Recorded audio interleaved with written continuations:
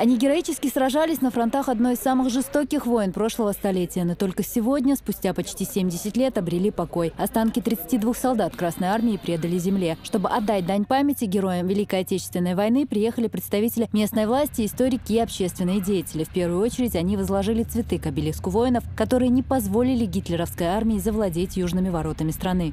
Мы здесь сегодня спокойно, в свободной Чеченской Республике стоим, а в сентябре, август-сентябрь 1942 года все небо здесь было в самолетах, которые фашистские, советские летчики сталкивались в небе над Грозным.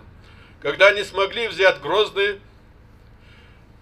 настолько ожесточенные здесь были бои, мы стоим на земле, телами которых советских солдат были усеяны вот поля, которые рядом с нами. Всем, кто принимает участие, от школьников до депутатов парламента здесь, я вас всех благодарю и выражаю вам эту благодарность от имени главы республики Рамзана Ахматовича Кадырова. Это уже второе захоронение воинов Советской армии. В прошлом году здесь предали земле останки 82 солдат. Сегодняшняя дата оказалась не случайной. Отныне 15 декабря объявлено Днем памяти погибших солдат. В 2013 году, в декабре месяце, 15 декабря, указом главы Чеченской Республики была утверждена памятная дата День освобождения нынешней территории Чеченской Республики от немецко-фашистских захватчиков.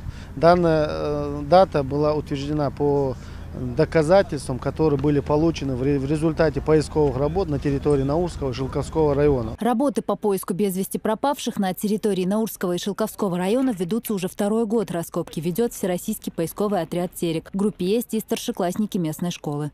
Бываем, что находим блиндажи, разные окопы. Бывает так, что в одном блиндаже 3 солдата, 4 солдата. У каждого погиб дед, может быть прадед на этой войне. Я не могу вам так прямо сказать. На мой взгляд, так нельзя оставлять людей, пропавших без вести. Останавливать работу поисковики не намерены. Именно в этих стратегических районах шли ожесточенные бои. Героев Великой Отечественной, освободивших страну от фашистов, должны знать по именам. Аза Исаева, Динара Мурадова, Адам Чукуев, Ибрагим Налаев. Новости.